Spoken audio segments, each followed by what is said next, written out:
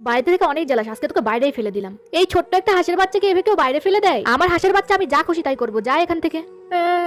আমাকে বকা দিছে। দাদা দাদা, এই হাঁসের বাচ্চাটাকে একটা ঘর বানিয়ে দাও না। আচ্ছা বোন, তুই কাঁদিস না, আমি তোর হাঁসের বাচ্চার জন্য অনেক সুন্দর করে একটা ঘর বানিয়ে দিব। আমাদের মা বাবা কেউ বেঁচে নাই, তাই আমার কাছে বোনই সব। আর বোনের আবদার আমি কিভাবে ফেলে দিই? ও যা চায় আমি ওকে তাই দেওয়ারই চেষ্টা করি। আজকেও ছোট্ট একটা অবহেলিত হাঁসের বাচ্চার জন্য আমার কাছে আবদার করেছে একটা ঘরের জন্য। আমি ওকে সত্যিই ঘর বানিয়ে দেব।